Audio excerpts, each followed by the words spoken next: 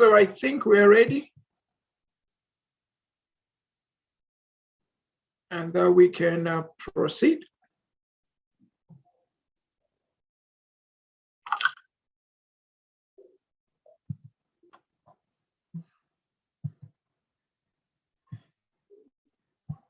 So like I said earlier today, our class might not last that long.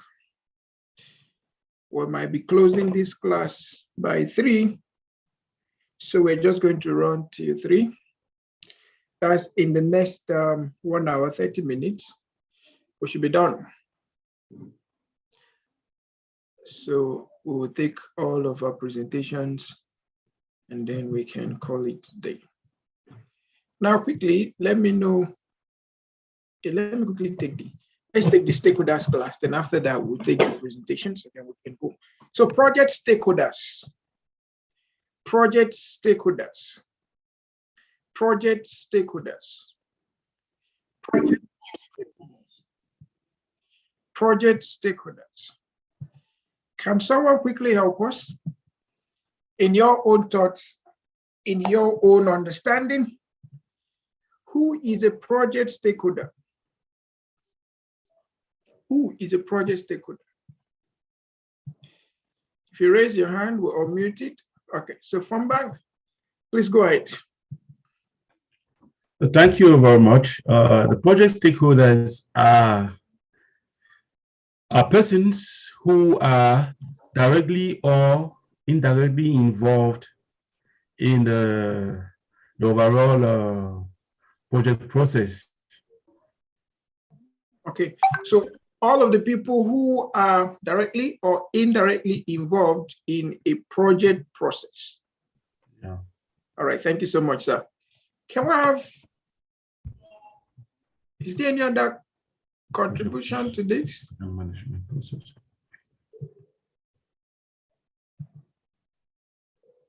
Any other? Okay, Mr. Felix, please, let's hear from you.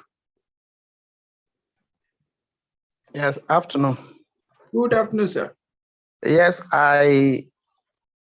if I have to lean on what my brother have just defined, I only add to it in a way.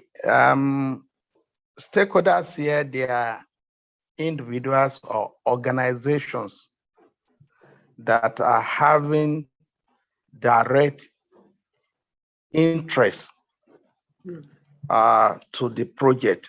Most often, this interest could either be negative or positive. That's right.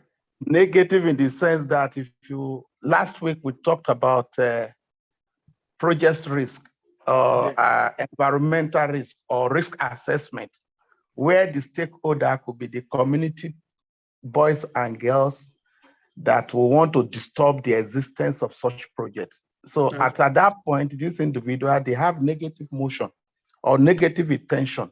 So when we are talking about interest, we have to look at, are this interest negative or positive towards the success or failure of the project? Thank you.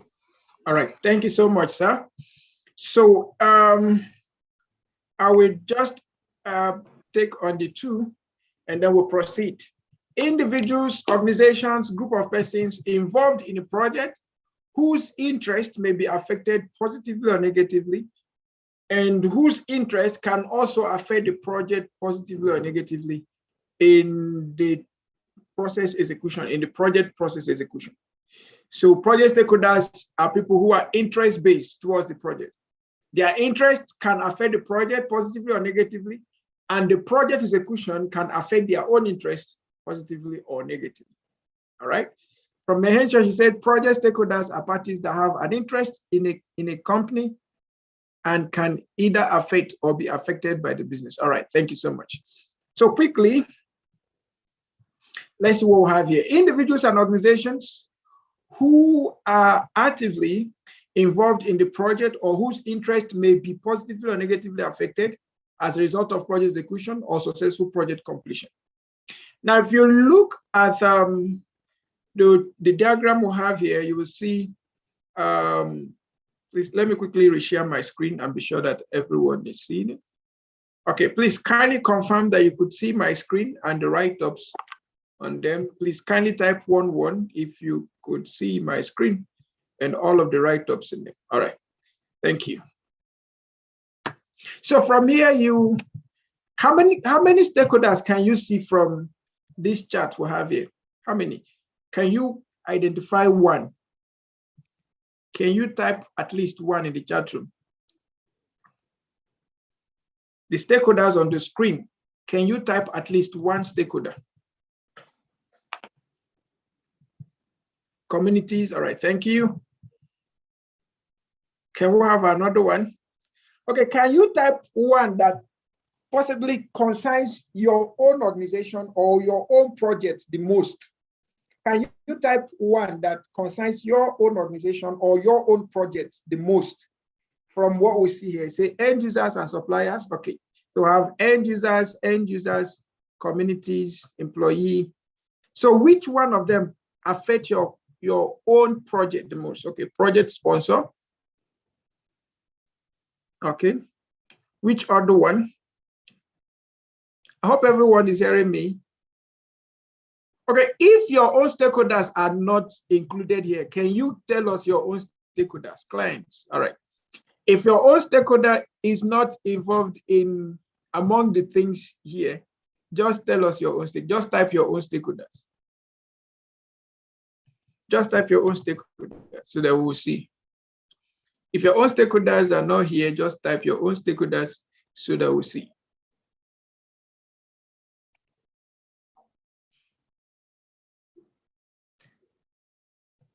Are we still together?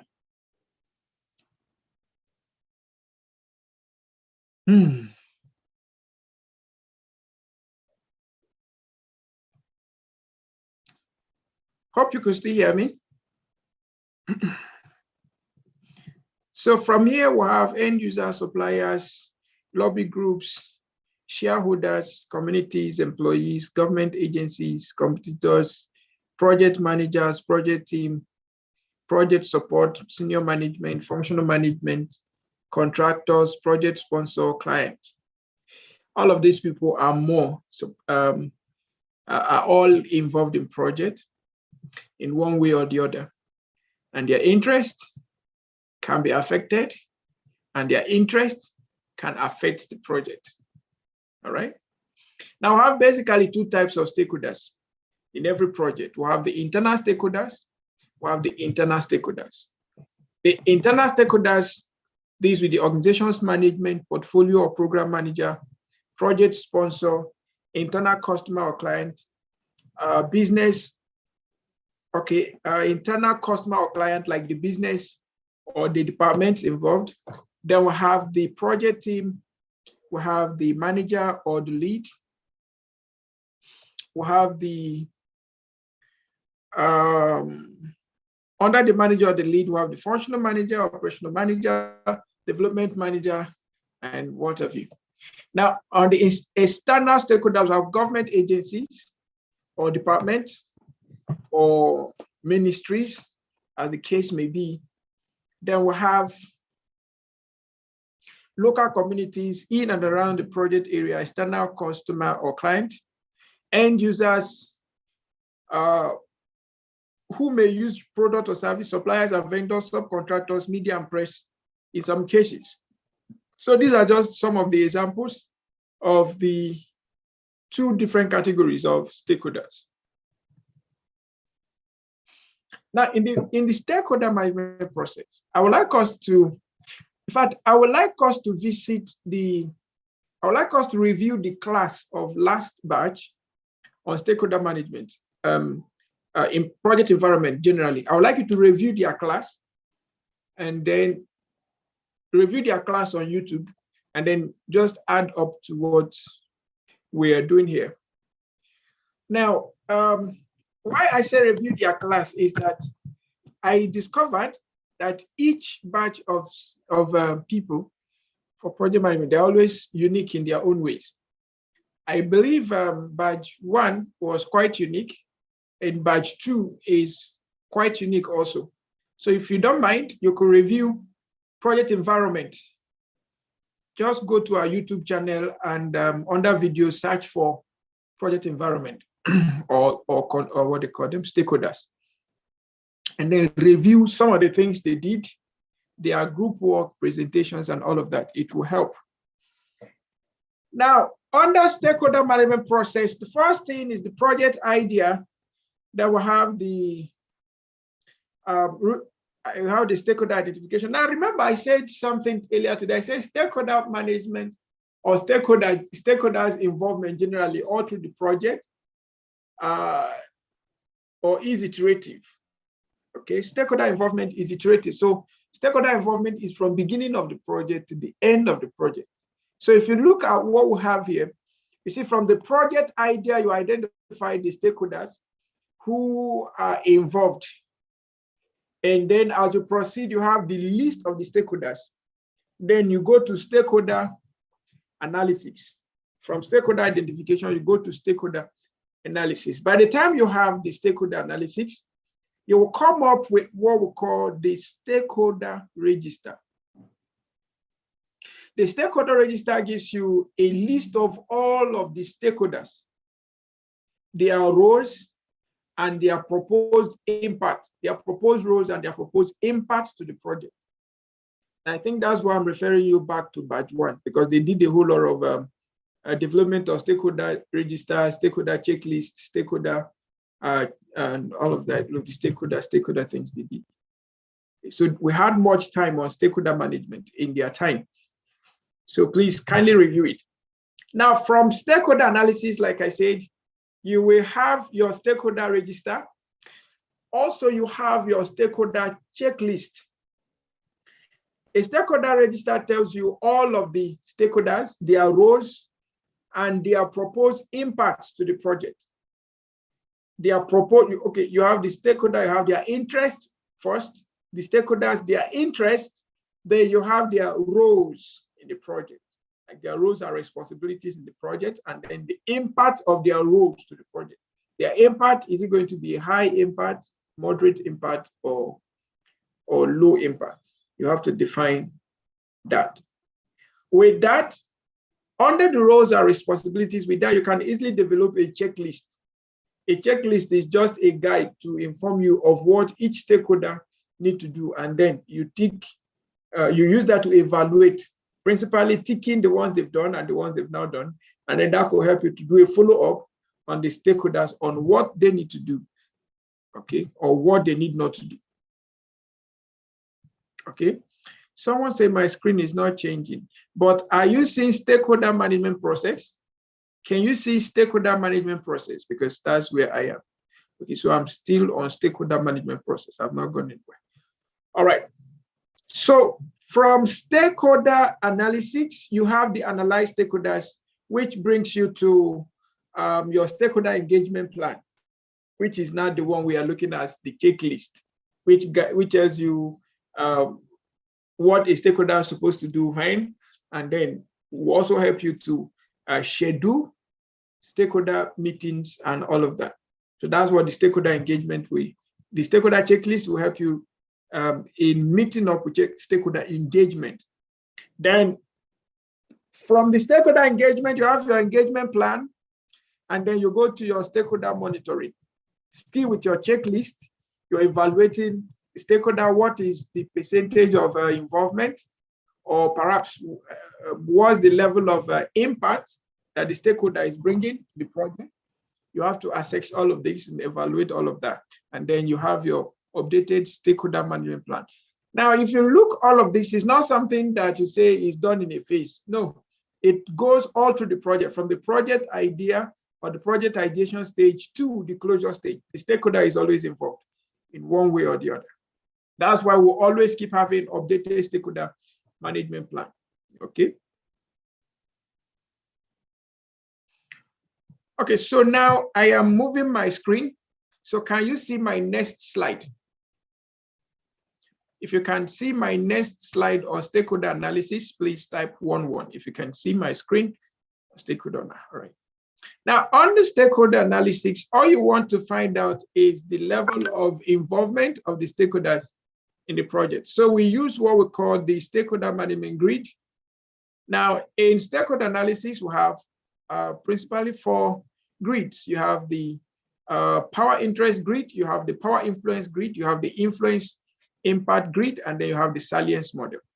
Now, what this is all about is that the power interest grid is measuring the power and the interest of the stakeholder towards the project. So if you look at the grid we have here, we have the influence and the power of stakeholder on the y-axis, and then you have the interest of stakeholders on the x-axis for a case, and you have the grid divided into 4. So you have the low and you have the high. On the influence power side, you have the low and you have the high. And then on the interest of stakeholders, you also have the low, you have the high. So for instance, where you see meet their needs, that is high influence or high power, but low interest. The person has high influence, high power, but low interest in the project. So what you principally do to these people is to meet their needs. Examples of what you could do is to engage and consult, increase and maintain level of interest. M is to move them to the right. So you want to move them from where their interest is low to where their interest is high. So move them from here to where they become key players. All right, that's what you principally want to do. All right, could be a risk to your idea if you don't manage them well. All right, so these people, they have high power, high influence, but low interest in your project. So for instance, in some projects, some sponsors have low interest in the project, but since you've convinced them to go ahead invest or go ahead sponsor, they might just be sponsoring for sponsoring sake. So some of them might be trying to find need to just stop the project, but your own is to keep them satisfied, so that by all means, let them just keep sponsoring the project. Then you come below it, these people under low priority, they have low power, low influence, at the same time, low interest. So what do? You monitor them, you communicate generally to keep them updated, and your aim is to move them to the right. Okay, so all the people in the left, you want to move them to the right. And what is peculiar about the right? Under the right, you have that they have high power, high interest, high, for key players, they have high power, high influence, and then high interest. So these are the people you're looking out for the most. And then what do you do with them? You manage them closely, involve them in the project, and also involve them in decision making. Engage them on a regular basis and work out to maintain the relationship you have with them. That's for the key players. Now, for these people under them, they have low influence, low power, but they have high interest. So what do? You keep them informed. Make use of their interest through involvement, consult on their area of interest. They can be supporters or ambassadors. Okay, so your 2 major people you want in your project are either the key players on this side or those you need to keep informed. You see, those you're working to meet their needs, and those with low priority, please, your work is to get them to be moved to becoming key players, and then keeping them, the ones that you can keep informed, that's those that have, those that you can use for consulting or use them as your ambassadors or supporters. So this is just a typical example of what your stakeholder analysis grid is all about. Do I have any question here? Any question for me? Any question for me?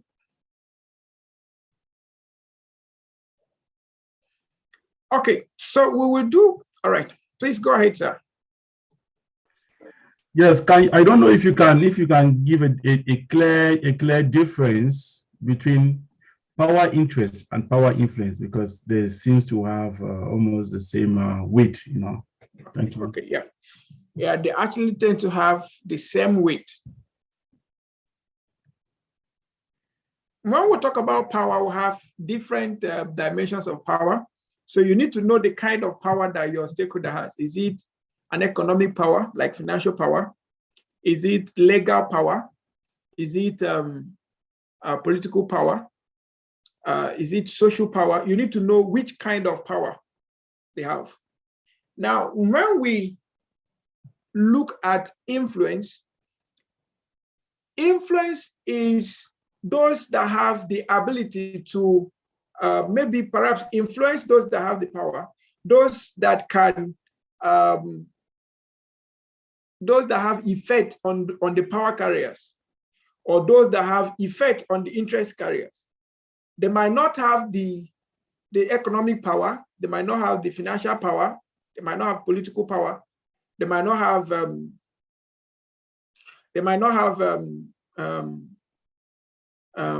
legal power, but they have influence over the person. For instance, a mother or parents can tell their son, or they have influence over their son to some extent on who to marry or who not to marry. Or let me say, parents have influence on their children on who to marry or who not to marry. Okay, irrespective of the fact, or irrespective of whether they have power or not, but they still have influence on them. Okay, so influence and power have some little or some slight difference. Okay, so you can have influence but not power.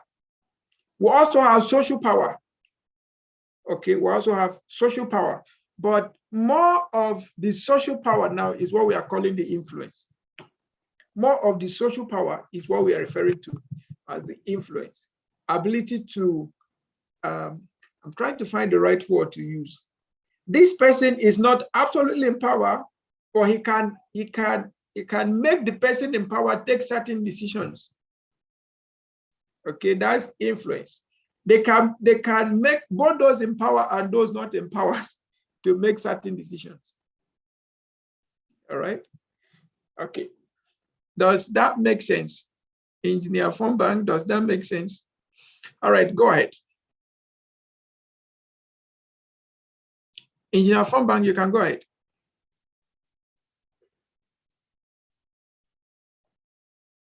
If you can hear me, kindly unmute and go ahead.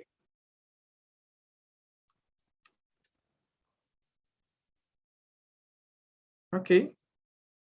Your hand is up and I'm unmuting you, but yes, I'm unmuting you. I think you need to unmute from your end so that we can hear you. All right, go ahead. Okay, thank you very much. I think that I should take a practical example to clearly bring out the power influence and the power interest. For example, I take the case of a developmental project where maybe I want to implement a project in a community, and in that light, in that community, there are key stakeholders. There may be the government partners. Maybe in the Cameroon context, we have a divisional officer who is a representative of the state. And then you equally have quarter heads who are at the level of the community, you know. So in terms of power interest, I can allocate that divisional officer who is a state representative. And then power influence, I can now quote it maybe to the quarter head, because the quarter head can influence the community not to accept that project in that community. Okay. And for power interest, the divisional officer who is in charge, who is a representative of the state, can say, okay, this project, I will not want it to be implemented in maybe in a subdivision, you know, things like that. I think I'm trying to look at it that way. Okay, just keep your mic open so that I don't need to struggle to unmute you. Okay, so let's quickly look at this again. Thank you for that example first. Now, please, you can, like power interest, you're measuring the power and the interest of the stakeholders. So under the power interest, we have 4 classes of stakeholders there. You have those that have high power and high interest. Who are your major stakeholders in their category now? Then you have those who have high power but low interest. Those ones, for instance, those are government parastatals. They have high power over your project, but low interest. Whether the project goes on or not, that's not their concern. But they have the power, the legal power to either make it continue or stop. And that's why compliance, where compliance comes to play. Then you have the third category of people, those that have high interest but low power. They have high interest. Maybe they want you to, they are really interested in you getting the project done in their community. For instance, the communities, they have their interest high. They want you to drill borehole, they want you to install light and all of that. But they don't have the economic power to now bring it to pass. So that is another category of people. Then you have the least category of people, which are those that have low power and low interest. Okay, low power and low interest. Now, those that have low power and low interest, does it mean that they will not affect the project? They can also affect the project if not managed well. For instance, those if I said they are miscreants, I think I may not be using the right word for them. But in Nigeria, they have people like the Arboros. You have people like the Omoniles. They have both their power and their interest to the project is low. But if you don't manage them well, they can affect your project. So if you are going to analyze the project you just gave now, for instance, in Cameroon, and then you have you're using power interest. Please, power interest is a different grid on its own.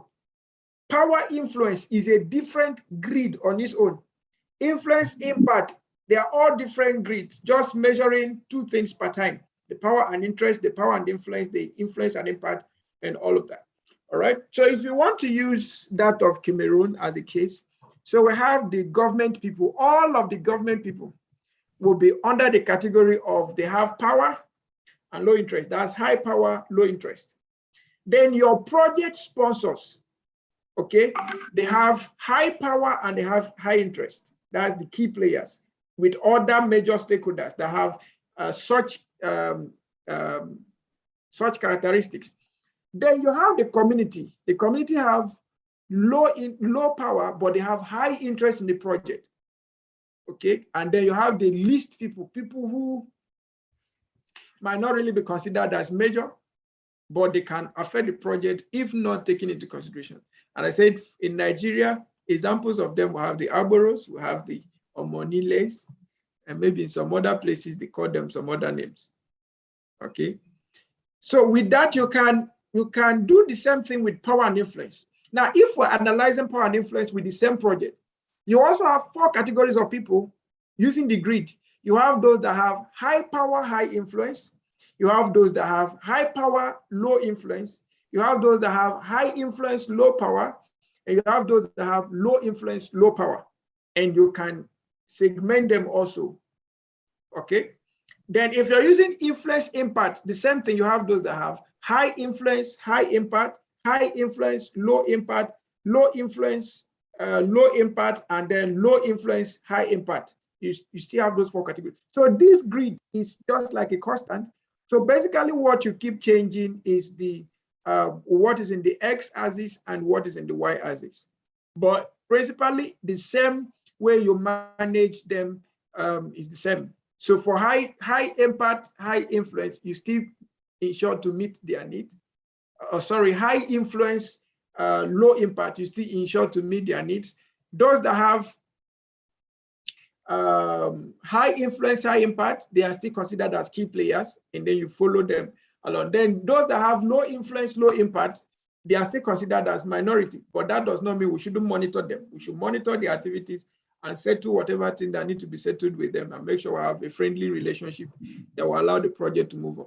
Then you still have those that have low impact, but they have high influence. We also keep them informed just to make sure that the project is going on. So we can use influence and interest, we can use power and interest, we can use influence and impact, as the case may be. All right, so Mr. Fombank, does this provide, will this help in further categorizing those people that you just used as an example? Yeah, I think for the moment, it's clear for the moment. I still need to comprehend myself on that privately. Good for now. Okay. Okay, so I think we need to do something. Let's do something so that maybe we'll understand it better. Okay, let's do something so that we'll understand it. So let's take a community project. Installation of a borehole. in a community. So let me use my whiteboard. I think my whiteboard will be better off here.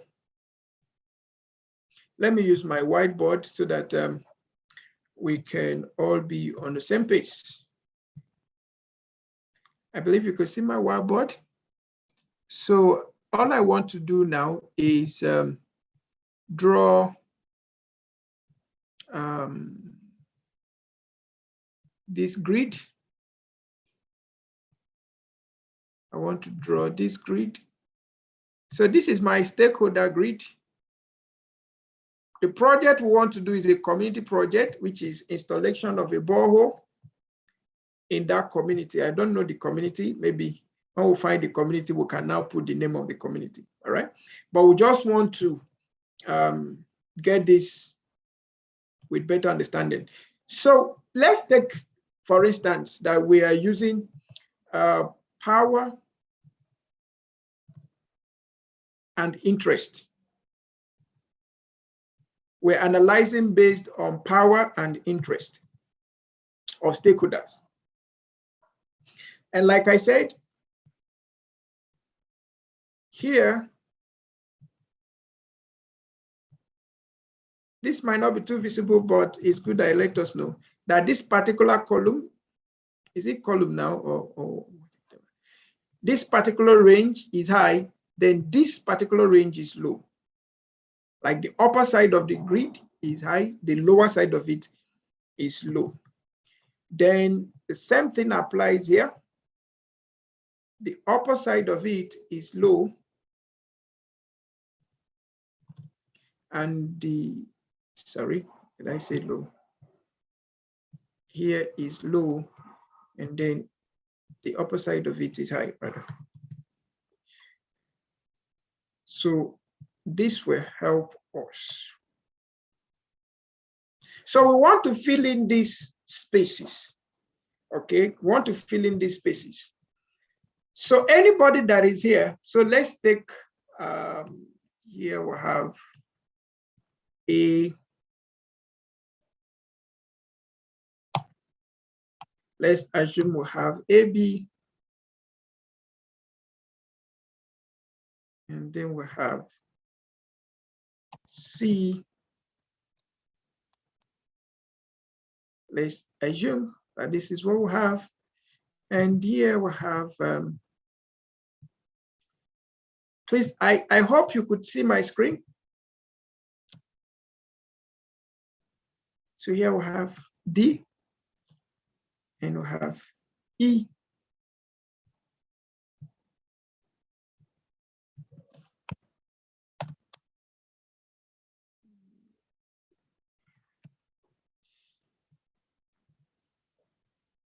We have G.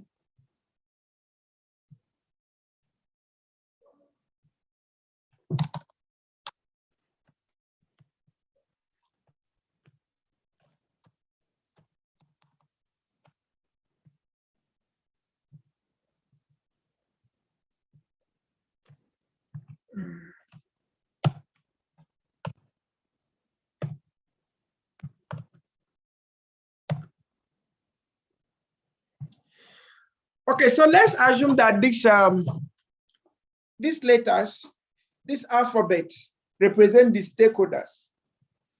So if you look at A, B, C, G, A, B, C, D, E, F, G.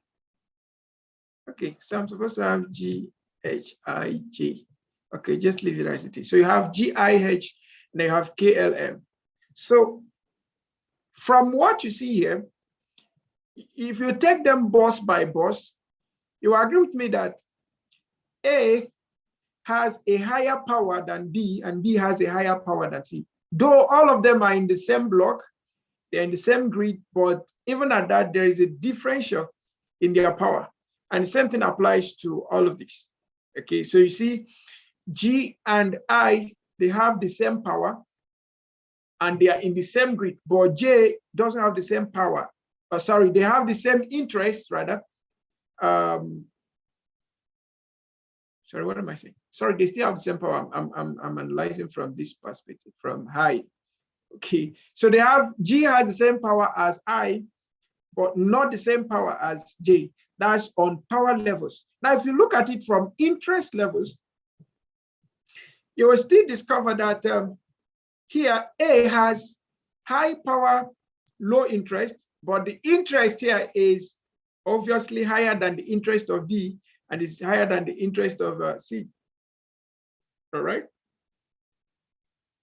Now, if we decide to say community project, drilling of borehole, drilling of borehole in a rural community. Now, on the category of the first place where we have ABC, who and who will possibly be the stakeholders there? Those that will have high power but low interest. Let's assume there is an NGO that is carrying out this project. So who will possibly be in the category of A, B, C? You can use the chat room. You could raise your hand, whichever one that is best fitted for you. Please hope you could still see my screen. Okay, so someone says government officials. So let's say A, B, C. So these are those that have some form of political and perhaps legal power. So let's say government officials.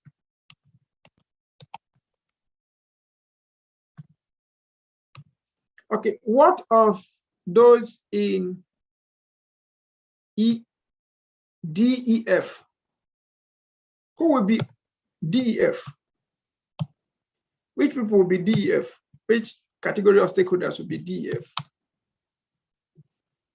Those that have low interest, low power. Low interest, low power, but they can still affect the project too. Who are they? Okay, so someone say area boys. Area boys. Well, in the Nigerian language, area boys is okay. So, Omonile, area boys, Agboro, let's just put them in one category. Okay, so Mr. Farmbank say clients, low interest, low power. Okay, so beneficiaries, low interest, low power. Okay, artisans. I think I will also take artisans because they can also be in that category. Beneficiaries, are they supposed to be in this category, low interest, low power? I think beneficiaries, they actually have interest. That's why they are benefiting. So I think beneficiaries should be under KLM. Beneficiaries and clients should be under KLM, if you ask me. Then let's go to GIJ. Who should be there? They have high power and high interest. Who should be there? Who should be there? GIJ. Who should be there? High power, high interest. Without them, the project goes nowhere. So we have donors. We have donors. We have sponsors. Thank you. You see, all of them are stakeholders. So we are trying to differentiate these different categories of stakeholders. Okay, management. Management, that's right. Please, the person that is mentioning stakeholders, what we're doing now is stakeholder analysis. Community leaders, community leaders, community leaders, community leaders. Community leaders, okay. Since they are also almost as management, let's put them there, community leaders. Community leaders. And they can, in case where the economic power is not always available, they can always find a way to augment the project. Okay, so I support that. Okay, so that's for that, and there are many more that could be there. So what we want to do is that in all of our projects, we identify each and every of these guys, and then bankers. No. Where is banker? Is it under GIJ? Banker cannot be in GIJ. Banker cannot be in GIJ. Yes, project managers. Thank you. Project managers Banker cannot be in GIG. So KLM, who is in KLM? They have high interest but low power. High interest but low power. High interest but low power. Who are they? High interest but low power. Are we still together? High interest, low power. Someone say community. So let's say community members generally. Community members. And then we can say beneficiaries. Yeah, beneficiaries.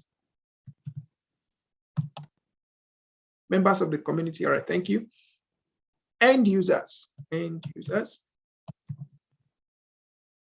End users. Market women. Okay. Okay, so in the context of what we are looking at now, we are looking at drilling borehole.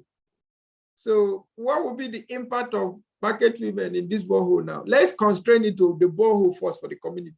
Maybe subsequently we can find another one. So what would be the role of market women in the drilling of borehole? Okay, the community benefiting. So that's community members. Okay, so let's say the benefiting community.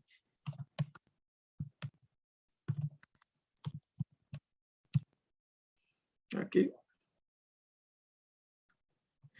Now, why we are looking at this, if we now come back, community people, that's community members. So let's just, if we come back to this, if you look at ABC, we said government officials, though too general. If we now begin to say which of the government officials is concerned with drilling of borehole, you can then begin to say, okay, state development agency or local government development agency, those concerned with water board and all of that. Okay. Now, these people, each of these people, if we develop a stakeholder register now, I'm trying to see how to, okay, so I have my page 1 and I have my page 2. So let's assume we now have stakeholder register. Stakeholder register.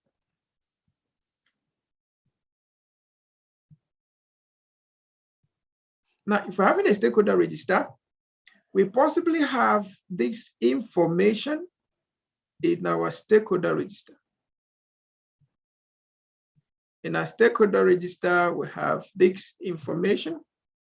So we have stakeholder, the name of the stakeholder. We have the name of the stakeholder. We have the role of the stakeholder.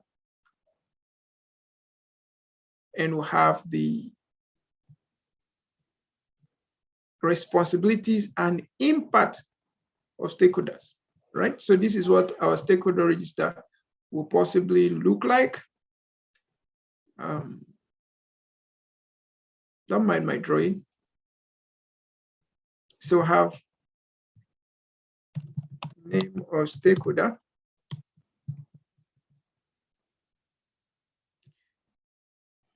Name of stakeholder. So we can put that here. So this is name of stakeholder. Then from there, we'll move to role. Before we put role, maybe we'll put stakeholder interest. What are the interests or expectations of the stakeholder in this project? Okay, so we can have that here. Stakeholder interest or expectations. We can have that here. I need to draw another line. Then we now have the stakeholder roles and responsibilities. Roles and responsibilities. All right. And we can have that here. And then we have the stakeholder impact.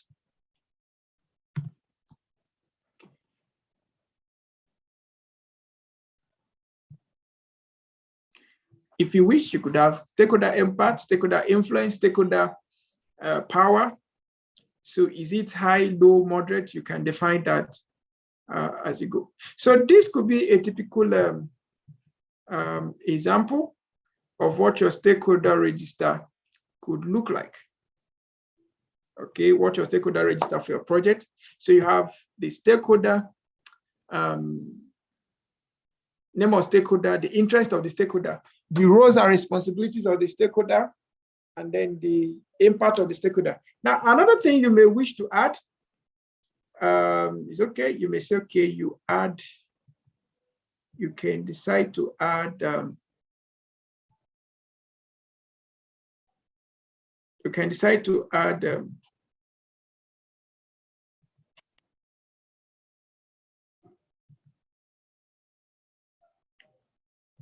so I'm coming.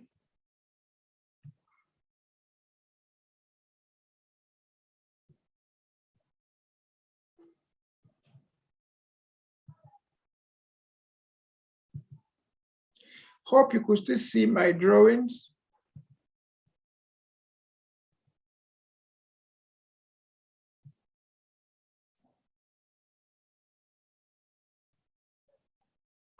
So you could decide to add stakeholder engagement, how you intend to manage your stakeholder.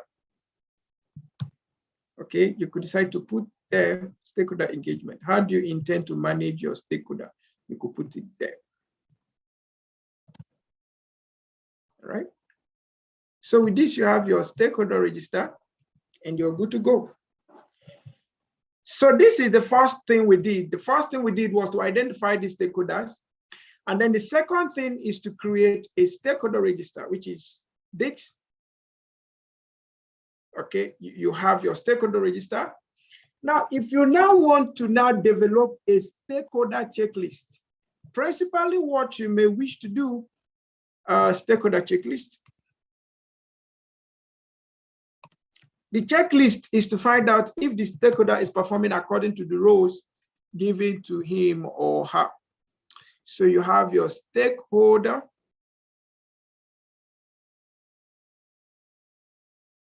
Okay, nice.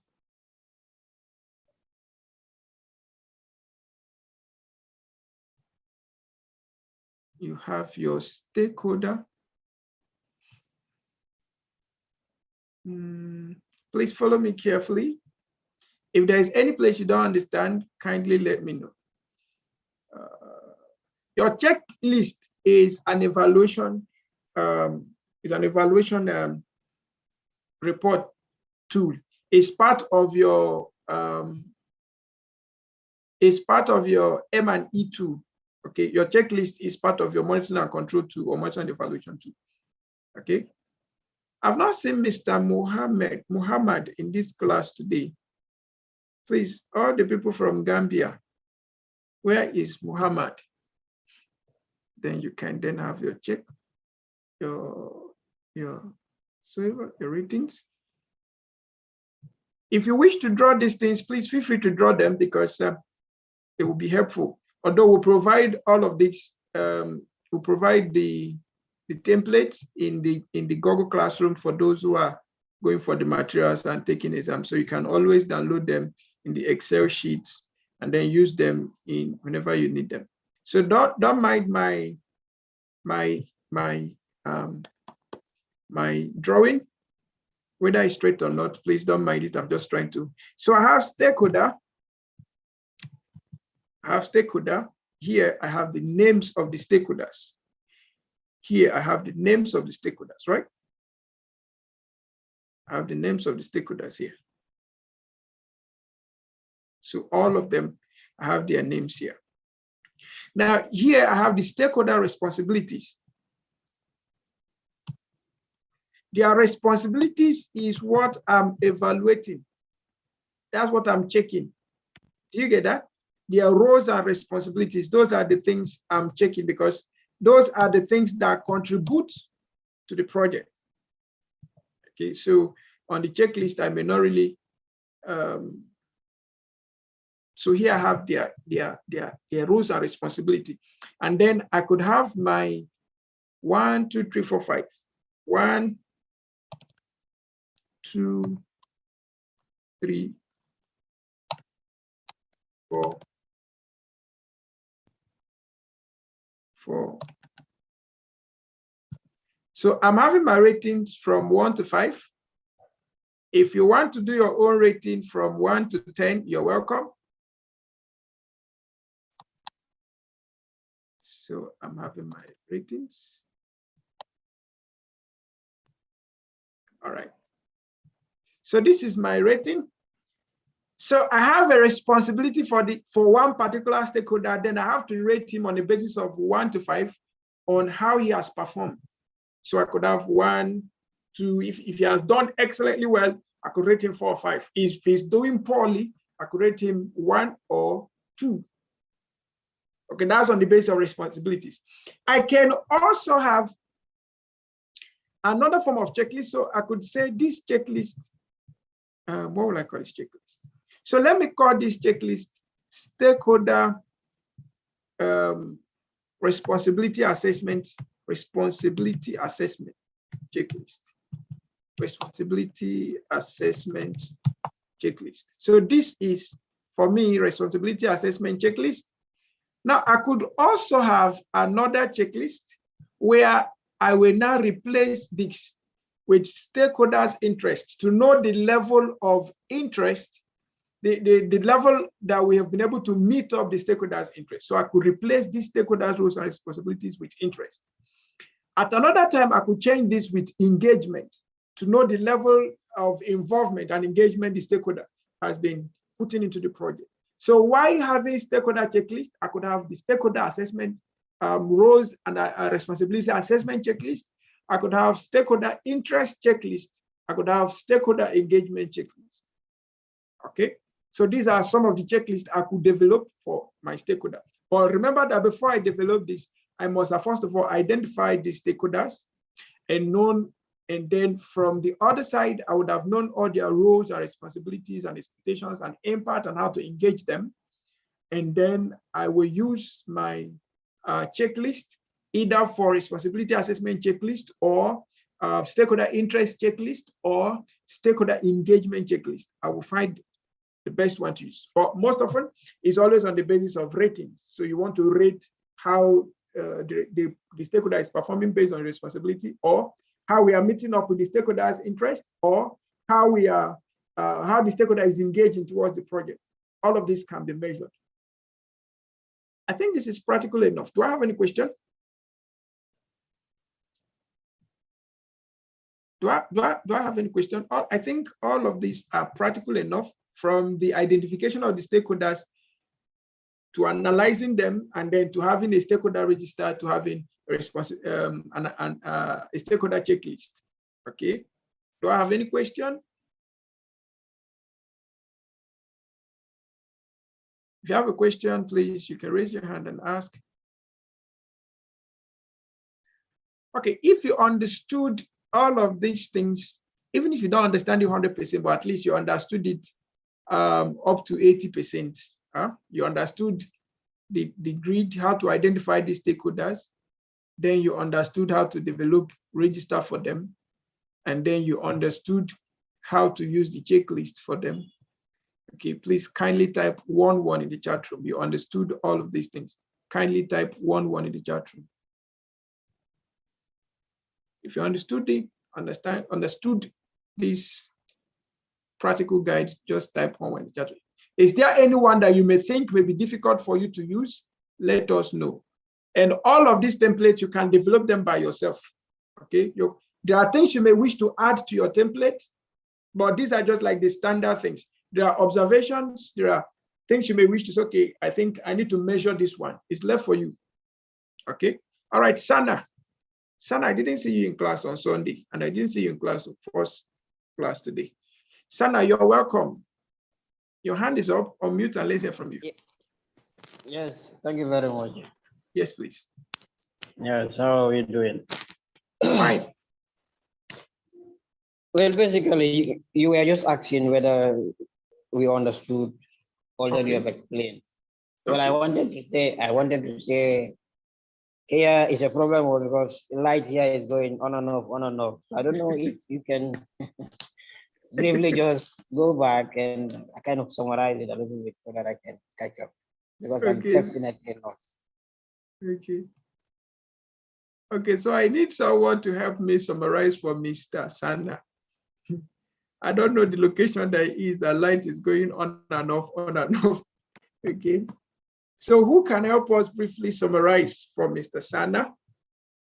I will move the slides for you when you want me to, or I will move the whiteboard for you when you want me to. Who can explain for him, please? All right, Mr. Fambang. All right, go ahead. Okay.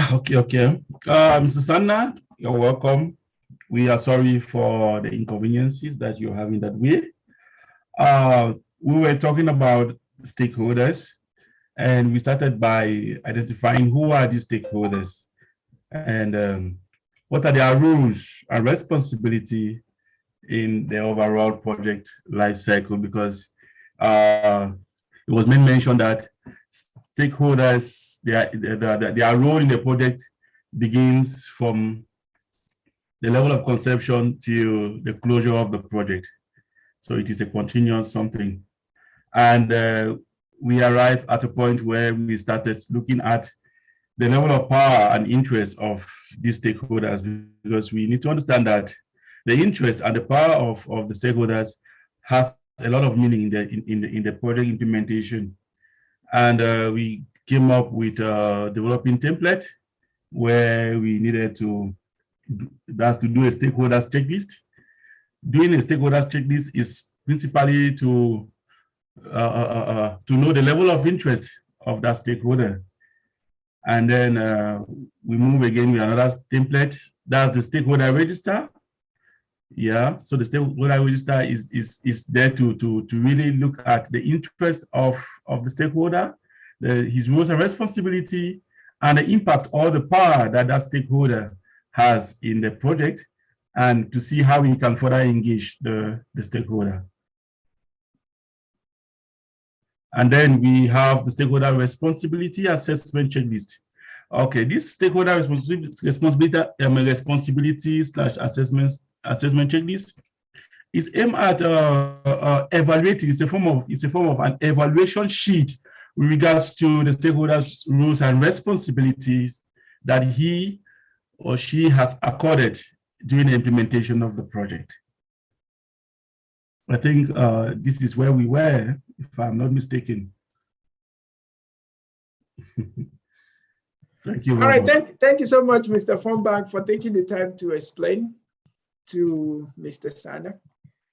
And once again, accept our empathy for the irregular supply of light in your territory. Thank you so much, Mr. Fambang, for helping us. Okay. So if there's anyone that has any further thing to ask or whatsoever, please go ahead and ask. However, with this we've done, first we identified the stakeholders according to their power and interest levels, and then we developed a stakeholder register for them so that it can give us clearer picture of what their interests, their roles and responsibilities, and the power or the impact they are bringing, and then how to engage them. And then with that, we now develop a stakeholder responsibility assessment checklist. Please note that I said you can also develop stakeholder interest fulfillment checklist. Interest fulfillment checklist. You can also check for stakeholder engagement. Okay, stakeholder engagement. All right, you can have a checklist. All you need to do is just keep changing this particular one. So you change it either to change it to responsibility or interest fulfillment or what do you call it? The other one, engagement. All right. Okay. So if you have a project now and you need to evaluate your stakeholders or you need to identify your stakeholders, will you find it difficult to do? Is there anyone that will find it difficult? I believe I can close this. Can I close the screen and return to my normal screen? If I can, please type 22 in the chat room. All right, Juan, please kindly unmute. Let's hear from you. I just want to ask a question. Will all projects have this, let's say, 4 categories of stakeholders? Every project we're looking at, because we're not just looking at maybe using another. So will every project have these 4 categories of stakeholders? Really high interest, high power, high interest, things like that. Yeah. All right. Thank you so much, Juan. The answer to this question is yes. If you use your stakeholder analysis grid, you must come up with these 4 different categories of people. If you use your project stakeholder analysis grid, you must. That one, there is no way. If you don't have the 4 sections filled up, that means you have not completed your stakeholder analysis. Okay, you must keep digging deep till you discover all the stakeholders. You might not discover all, but as the project commences and begin to move forward, you begin to see people you never imagined. They begin to come up. And that brings us to the aspect I said that stakeholder identification and stakeholder management process as a whole is an iterative process. As we go on, we keep seeing adding new stakeholders. So even if you don't, even if you didn't identify them from the beginning of the project, as the project goes on, you will just see people that never was part of your project, they will come. But it is best if we can identify them before the project starts, because if we identify them in the process of the project, it might affect the budget and the scope and the time of the project. So the best thing is use expert judgment, expert advice, do more consultation so that you can discover all possible stakeholders before you commence that project. And then you can make appropriate provision on the terms of scope, budget, and time that will be used in managing them. All right. So someone saying this will give us a guide on how to deal with each category of stakeholder biasness. Okay, right? Okay. Yes, it will. Okay, so Joanne, please, what I said, did it make sense to you? Did you understand that? Please, if you did, kindly type yes in the chat room if what I said made any sense. If you still have further questions, please go ahead and ask. If I can't clarify all, I will consult the class to help out. All right, please, thank you so much. Please, Ehizoje, kindly go on with your question, please. Okay, sir. Thank you very much for the opportunity. I want to ask a very salient question. You know, as project managers, if there is any opportunity that we don't, maybe we are given a project to manage now, and you really don't know the technicalities behind those projects. For instance, now this stakeholder analysis. If, for instance, you want to do your stakeholder matrix and you want to know those that are priority, those that are influential, those that will have interest, but they are not, you know, how do you go about really knowing all these things? Because most times, if you don't have all these, if you don't have a background knowledge of this, maybe you are from a different field entirely, you know, and maybe, for instance, you're in management and you're asked to manage a health project management, for instance. So how do you go about knowing the technicalities behind the project so that as a project manager, you can do your job efficiently? Okay. Thank you so much, Ehizoji. I would have loved you to keep your mic open so that we can be communicating. Where is your hand? Ehizoji. So I would like you to keep your, okay. So Mr. Fonbang want to add to it. Okay, so Mr. Fonbang, please go ahead. Okay, I just want to try, actually.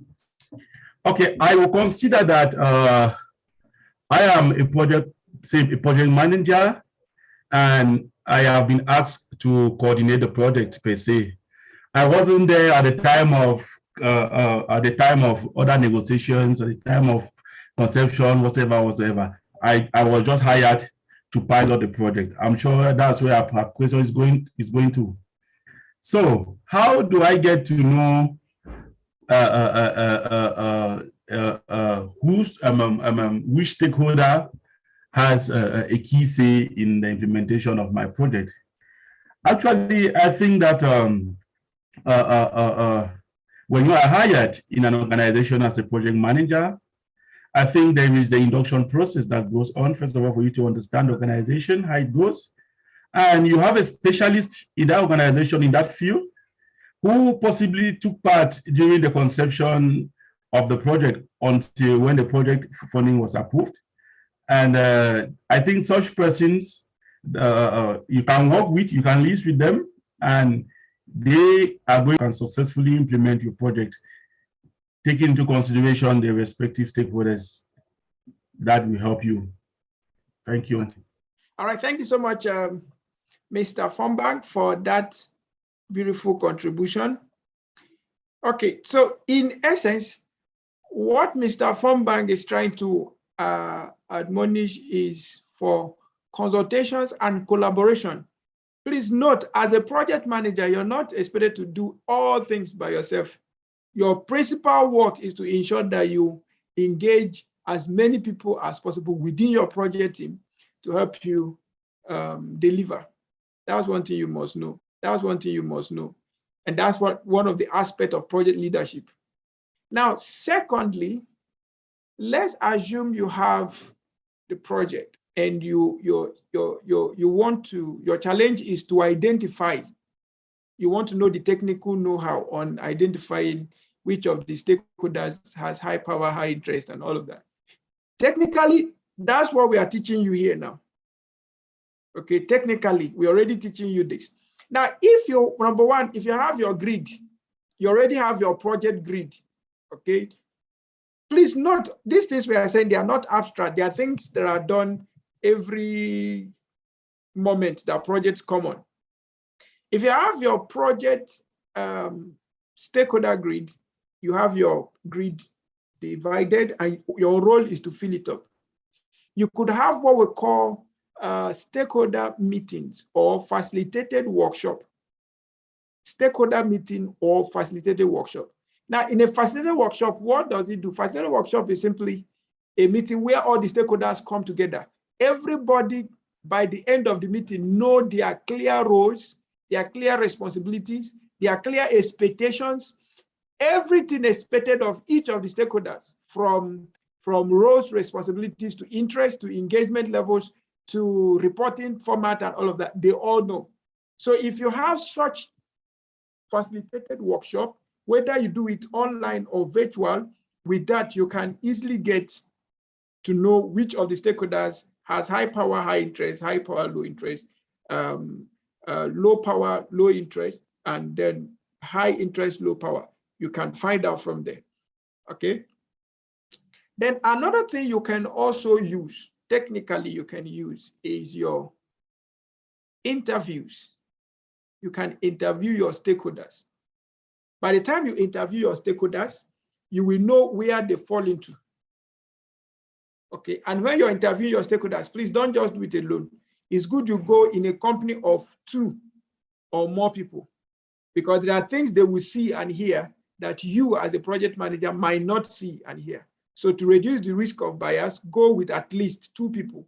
Let them, as you're interviewing the stakeholder, let them see the stakeholder, hear the stakeholder, read all the behavioral science and all of the things he's saying or she's saying that you might not understand. Okay. Now, another way you can use is the one that Mr. Fombang has already said, collaborations, expert advice. So you use experts to help you out. And by saying expert does not necessarily mean using an external consultant. However, there are organizations that use external consultants to deal with stakeholders, to manage stakeholders. Okay, so it is the responsibility of the consultant to conduct the engagement meetings, facilitate the workshop, do all the interviews, do all of the collaborations needed. So you can use stakeholder collaboration mechanism where you use other experts to help you. You can use interviews where you ask questions. You can use questionnaires and surveys. If you don't want to meet the people one-on-one or they have terrible schedules that you might not have the opportunity of, you can use what do you call them? Questionnaires and surveys. And then you can use facilitated workshop. okay, so that everybody can spell out exactly what their concerns are, and then they'll be documented. And from that documentation, you can then identify them in their different quotas, and then from there design a stakeholder register. And when you design a stakeholder register, it's also good for them to know. They need to agree to the stakeholder register. Please confirm that this is exactly what you want in this project, and these are your rules. By the time everybody confirms and consent, why not? You can now move ahead to now having a checklist, because the checklist can only be used if they agree to those responsibilities, to those interests that were, first of all, designed in the stakeholder register. Okay, and then you can now have a checklist to monitor their interest fulfillment. You can have a checklist to monitor their engagement. You can have a checklist to monitor their responsibilities and performance levels. All right. Okay, so I think from what I'm seeing, it seems she said thank you. So is it thank you? I'm talking too much, or you got something? He's OJ. Thank you. Is it that I should stop and continue with the class, or you've gotten an answer? No, you have done very well, sir. I wanted to ask another question. That's why I said, okay, thank you, sir. So that Okay. I'm typing the question. You have done well, sir. Thank you for bringing that issue of experts and also the interview and the, if possible, observation, sir, can even be part of it. Okay. So ask your next question. Okay, I can ask it here, sir. Okay, I wanted to find out, okay, at what point of the project do you prepare a stakeholder document? Considering the fact now you just said that the stakeholders should be aware of their roles and responsibilities. At what point? Because there's a program managing now, and most of their government people, and so they are not really following the rules of engagement that they are supposed to, because we have everybody's scope of work labeled down on the implementation guide. But at the end of the day, all of them are not exactly following what they are supposed to do. Okay. So at what point do you need to develop a stakeholder register? Okay, so you've already said something that to some extent shows that the stakeholders have roles and responsibilities. I think more of what you need now is a checklist. And perhaps you may also need to find out, so do an interest analysis on the project, so that you know the commitment the stakeholders are bringing, is it equivalent to the interest they are looking out for? Okay, you need to also be sure on that. However, the question of when do we need to develop a stakeholder register? As soon as a stakeholder joins your program, you need to add him up to the stakeholder register so that he or she knows his or her role. And then with that, you can develop other checklists needed for him to do his work. Another thing you could also do is to, if your stakeholders are not really engaging, you may try to conduct an interview, or maybe a simple questionnaire. If an interview will become uneasy for them, you could use a questionnaire, create a questionnaire on Google Form and send it to them. Create a questionnaire to either assess their interest level or find out what you want around the project. By the time the questionnaire returns to you, you can then know what is happening. And then if everyone agreed to the roles and responsibilities, then there is need. I don't know whether you are the overall project manager of the project, that you have power to call them for meeting and they can come and all of that. If so, I would recommend you have weekly meetings. And in your weekly meeting, you now have performance reviews. So you have stakeholder responsibility assessment checklist. So for every week, everybody should have their own responsibilities. And then by the end of the day, we tick and know what we did. If we did it excellently well, we can tick 5. If we look at it and it's not excellently done, we can give it a rating from 1 to 5, 1 to 10, dependent on you. But I think 1 to 5 is better to avoid or to make decisions easier. Okay, so you can develop if the responsibilities, the interest of the stakeholders are well defined, then we can use a checklist to follow them up, so that they too will know the report they are doing. You can use a Google form to develop these things. You mustn't print them on paper. You can develop it, send them the link, they fill, and send back to you. You share the report across the stakeholders. Everybody knows their level. Okay, everybody knows their level. And I think Mr. Muhammad, if I'm not mistaken, asked a question last week regarding NGO work where they had, they were taking part of a phase of a project and another NGO was taking another phase of the project. And because of the delay the other NGO had, it affected their own project. When you have a stakeholder register, and then you have a stakeholder performance or stakeholder responsibility assessment checklist, we can have weekly reviews on this thing so that everybody will be on the same page. You send them the link, you create the performance checklist, send it to them, fill it and return. What are we expecting at this project level? Is it 75%? Okay, so your team is still at 35%. You need to hasten up. And one thing with Google, a tool like Google Forms, is that it provides you with the statistical overview. You only input the data, it analyzes the data and gives to you. So you don't need too much of data analytical tools to do that. Okay, so you can use your Google Form, you can use your Zoho Analytics, you can use your SurveyMonkey, but SurveyMonkey you have to pay. Okay, all right. Does this make sense in any way? Does this make sense? Okay, so I think I can continue with my class. If you have any other question, I will be available to answer all. So please feel free to ask me any of your questions. We'll be taking attendance in a moment because, like I said, this class today is going to be a very short class. So you see a typical example of your stakeholder register. You have your project title, project location, estimated duration of the project. In some cases, you may have estimated cost, estimated project budget. You have the stakeholder expectation, roles and responsibilities, impact, contact information, and then strategy. This strategy is on strategy on engagement. Okay, strategy on engaging the stakeholders. All right. So if you want to have a screenshot of this, sorry, are you seeing my screen? Are you seeing the stakeholder register template that I'm displaying there? If you can't see it, please type 11 in the chat room. If you could see my stakeholder register template, you can type 11 in the chat room. All right. So you can have a screenshot of this, or if you are in the Google Classroom, you will receive all of this, and then you can use them at your own pace. Oh, finally, Mr. Muhammad is in class. Mr. Muhammad, where have you been? You went to do some startup meetings. Mr. Muhammad went for startup incubator meeting. Okay, so Mr. Muhammad, you're welcome.